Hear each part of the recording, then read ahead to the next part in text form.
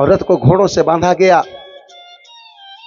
राम जी विदा हो रहे हैं, रथ पर विराजमान भय राम जी, और अब यहां से अयोध्या से वन की यात्रा में निकले हैं।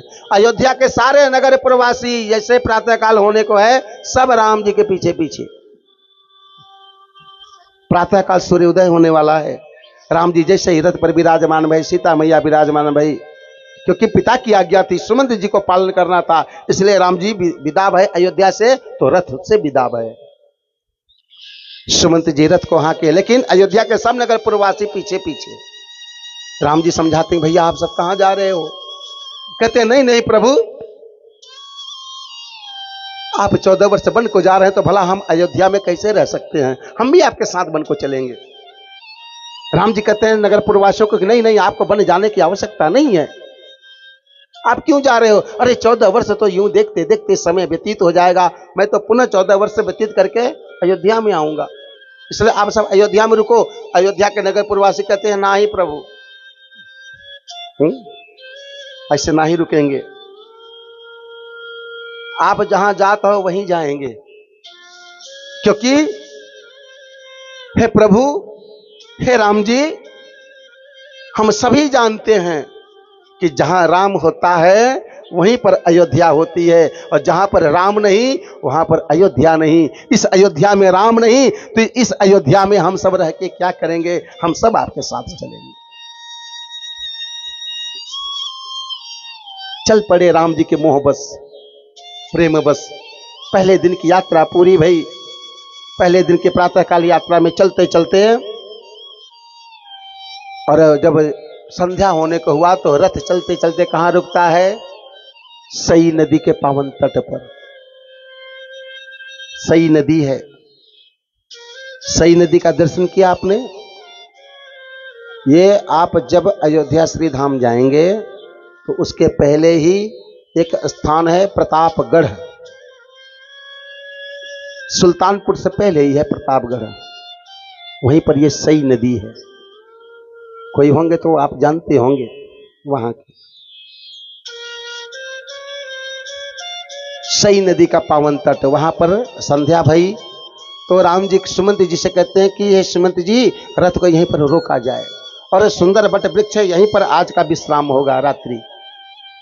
सब अयोध्या के नगर पुरवासी वहां पर रुकते हैं, राम जी का रथ रुकता है,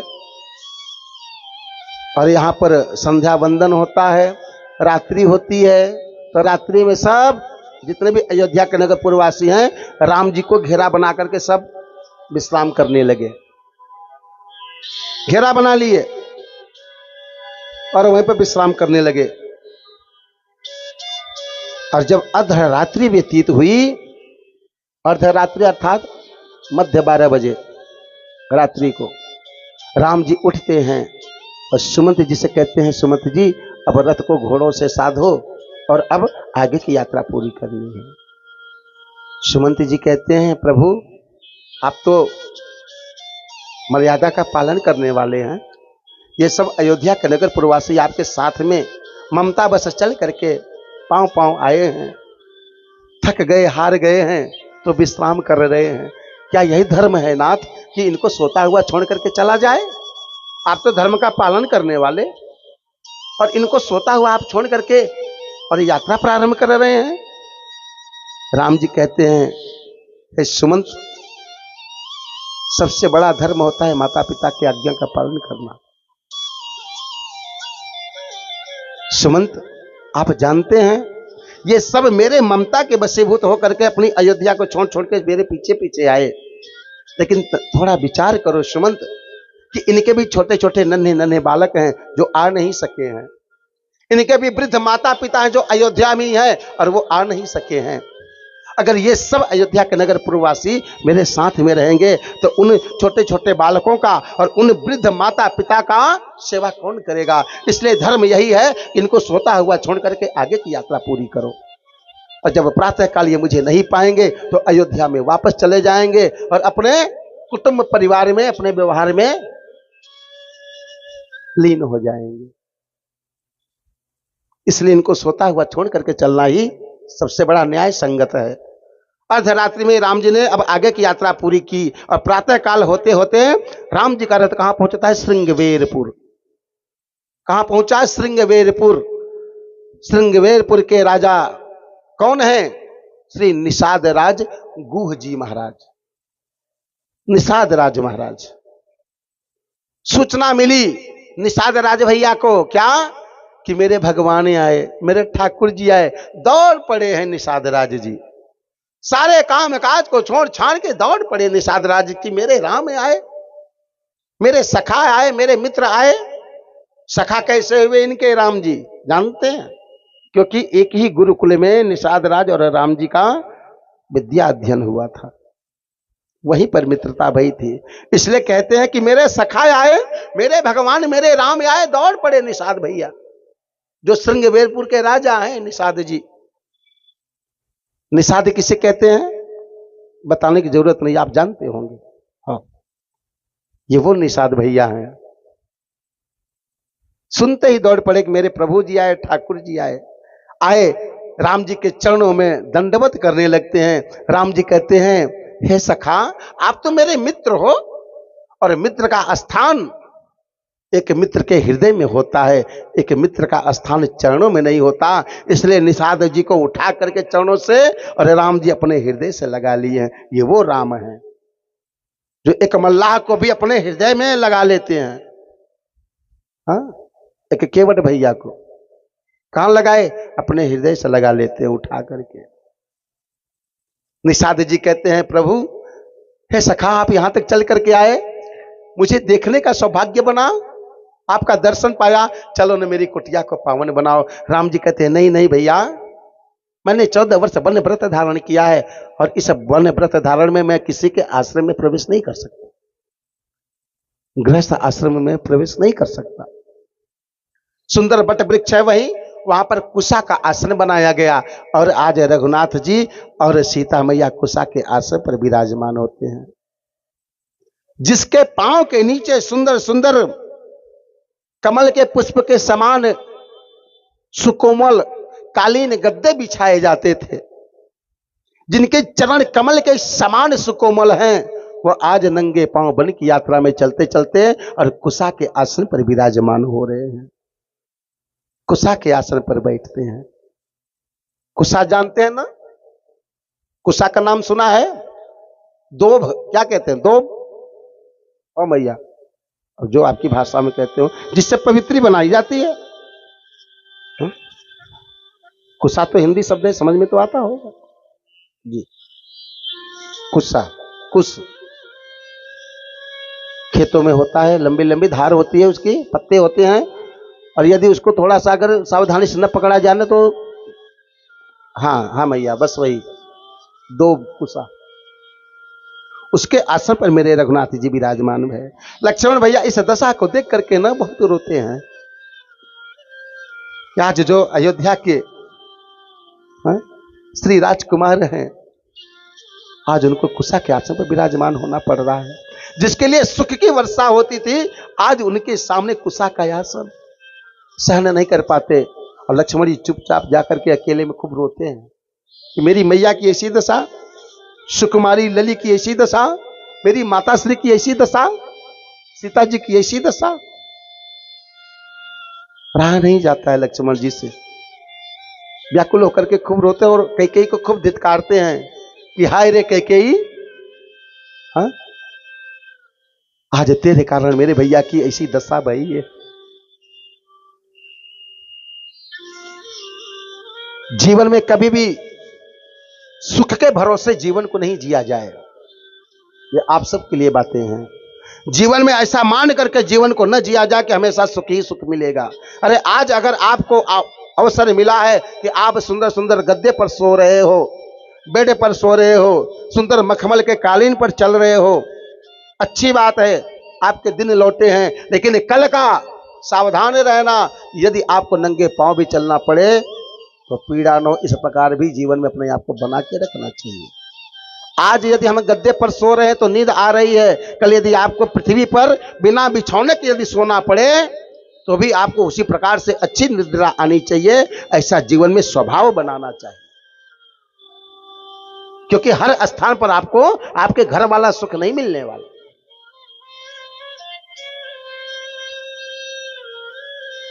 हम सब भी रहते हैं मैया यहां पर दोपहर में, खूब तपता है। और हाँ, कोई कोई तो उसमें रहते हैं और अपने से थोड़ा सा क्या है, जब नहीं रहा जाता, इतनी जब प्रबल ताप बढ़ जाता है ना, तो जो आपका वो छोटा सा जो वृक्ष है ना, हाँ वट वृक्ष बरगद का, उसकी छांव में आकर के मैं बैठता हूँ दोपहर को। हाँ मैया, और वही छांव शीतलता प्रदान करता है। रघुनाथ जी उसी बट वृक्ष के नीचे बैठे हैं, कुशा के आसन पर। वही बट वृक्ष है, वही है बरगद का वृक्ष। रहा नहीं जाता, इतना ताप रहता है। जीवन में बनाना चाहिए। हम सुख के पीछे भागेंगे ना, तो सुख हमसे कोसों दूर भागेगा। हाँ? और अपने आप को जब हम तपाएंगे ना, तो सुख हमारे आगे आगे हमारा स्वागत करने के लिए खड़ा रहेगा। तपाना पड़ता है, तपना पड़ता है। हाँ? एक किसान की फसल इतनी हरी भरी नहीं होती।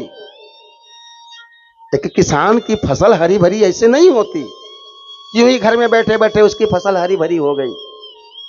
हाँ? जिस प्रकार से अपने पुत्र की देखभाल एक पिता नहीं कर पाता, उससे कई ज्यादा एक किसान अपने फसल की देखभाल करता है, तब जाकर के उसकी अच्छी फसल तैयार होती है, तब जाकर के। और कड़ी मेहनत करना पड़ता है, धूप में, पानी में, हाँ? कटाई बिनाई में, साधारण नहीं मिलता। अन्य देवता का दर्शन ऐसे साधारण मिल जाए नहीं, विभिन्न प्रकार के कष्ट को देखता है वो, फिर भी अपनी मेहनत से नहीं हटता। क्यों? क्योंकि मेरी मेहनत का फल अवश्य रंग लाएगा, मेरा अनाथ उत्पन्न होगा। हाँ? बस इसी के लिए वह मेहनत करता है, और फल भगवान देगा, अच्छे दाने आएंगे। हाँ? मेरे कर्म का फल अवश्य मुझे मिलेगा। तपना चाहिए। किसी भी कार्य में, क्षेत्र में आप जाओगे ना, तो अपने आप को वहां पर समय दोगे, अपने आप को वहां पर तपाओगे, तब आपको उसका फल मिलेगा।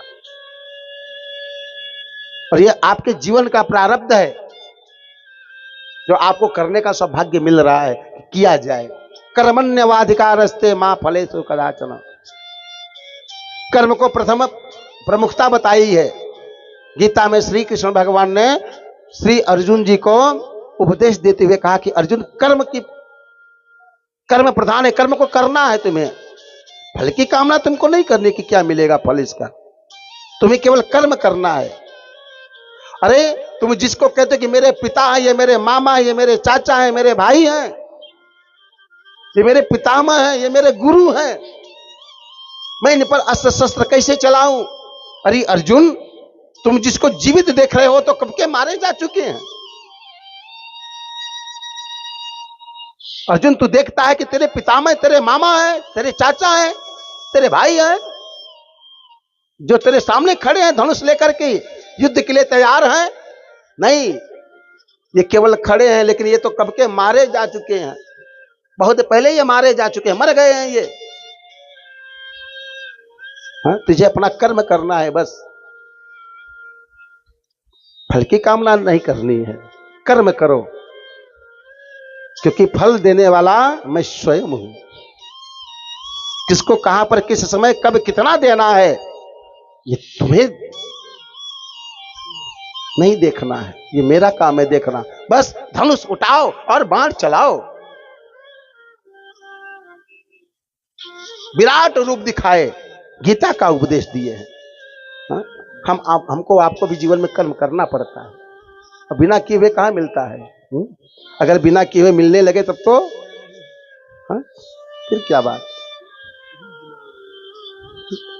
बिना किए यदि मिले न मैया, तो दर्शन करना गूढ़ बात है, हमारी आपकी भेंट नहीं होती। मानो को नहीं पहचानता, वैसे भी आज कहां कोई किसी को पहचान रहा है। लेकिन मानव मानव को नहीं पहचानता, एक दूसरे से भेंट न होती, क्योंकि सारा सुख वैभव तो उसको मिल रहा है जब तक जी रहा है आनंद में। फिर अपना ही आया, अपना ही अपने मुख को देखा, अपना ही चला गया। कौन बाहर निकलता? कोई नहीं। आज यहां पर निषाद राज जी बैठे राम जी के साथ में, और क्या होता है? चर्चा होती है, सत्संग होता है। जब दो आपस में मिलते हैं ना मित्र, तो क्या होता है? मित्रता की बातें होती है, फिर ज्ञान की बातें होती हैं, सत्संग की बातें होती हैं। कब? जब दो आपस में मिलते हैं, बस तभी। और दो से जहां चार हुए, तहां फिर वहां सत्संग नहीं होगा। क्या होगा? हाउ मैया, जीवन का प्रपंच होगा। प्रपंच। हम आप सत्संगी कम, प्रपंची ज्यादा बन जाते हैं, प्रपंच में पड़ जाते हैं। प्रपंच क्या?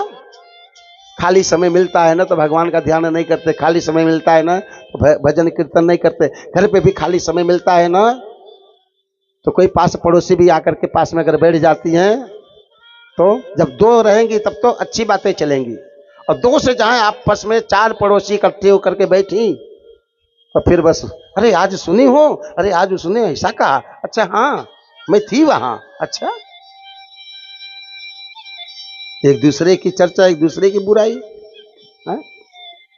और ऐसी पंचायत लगती है कि वो फिर पूछो नहीं, चौपाल लग जाता है,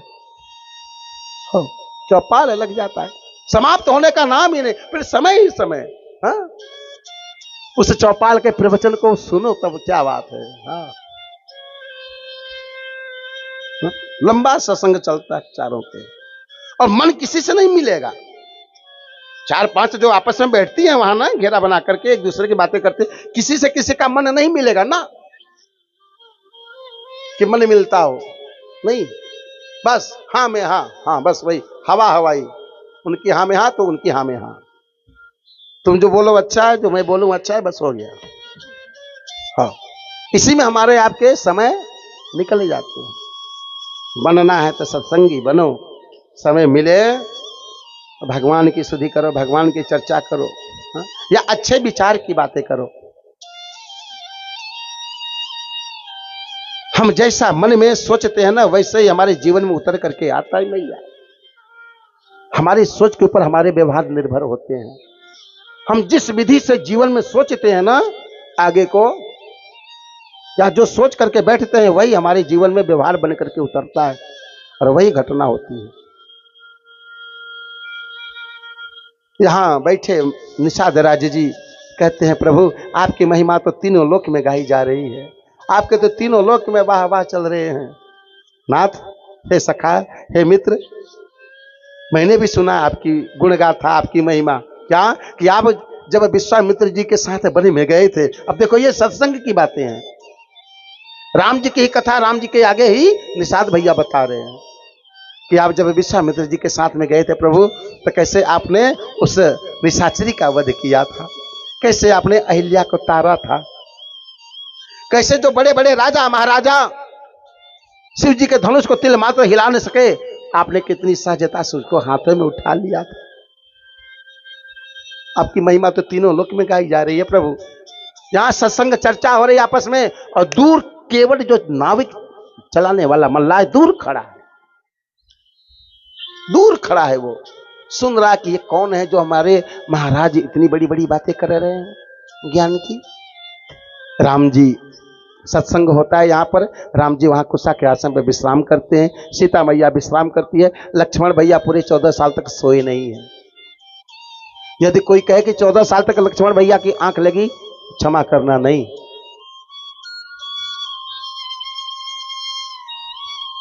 लक्ष्मण भैया को निद्रा नहीं है 14 वर्ष तक। राम जी विश्राम किए, सीता मैया विश्राम करती हैं। यहां अवसर मिला रात्रि में, तो जो नाविक है वो आया, अपने महाराज निषाद जी से कहता है कि आप महाराज हैं ना? अरे क्यों, मैं तो महाराज ही हूं। तो महाराज बस एक ही निवेदन करना चाहता हूं। क्या है, बोलो। ये जो आए हैं ये आप इनके मित्र हैं, सखा हैं, हाँ, जिसकी महिमा आपने सुनाई ये वही आपके सखा मित्र हैं? हाँ भाई, हाँ वही है। तो बस महाराज एक निवेदन करना चाहते हैं। बोलो क्या बात है? महाराज, मैं चाहता हूं कि रात में जितनी गंगा मैया में नाव है सबकी हटवा दी जाए और एक नाव केवल मेरी रहे। उससे क्या होगा? मैं महाराज चाहता हूं कि आपके मित्र को, आपके सखा को अपनी नाव में बिठा करके गंगा पार करूं। यह लाभ मुझे मिलना चाहिए। ठीक है, जाओ। रात में सारी नाव जितनी भी गंगा में थी सब हटवा दिया गया, एक नाव केवल शेष रही। ये रात की योजना है। प्रातः काल हुआ, राम जी उठे हैं, सीता मैया उठी हैं। लक्ष्मण से कहते हैं, लक्ष्मण बट वृक्ष का दूध उतारो और अब हम अपने केशों को संवारेंगे, जटा जूट बनाएंगे। बट वृक्ष के दूध से सीता मैया अपने केशों को संवारी, राम जी केशों को जटा जूट बनाए और यहां से निषाद राज्य जी से विदा होते हैं और गंगा के घाट पर आते हैं। यहां पर सुमंत जी भी आए साथ में। सुमंत जी को महाराज, सुमंत जी को यहां पर राम जी ने धर्म, नीति, वेद, शास्त्र, ज्ञान की विशेष बात को बता करके यहीं से उनको विदा किए हैं। जब आगे आपको नहीं जाना, धर्म की बात बताए, ज्ञान की, वेद की, फिर सुमंत जी को यहां से विदा किया।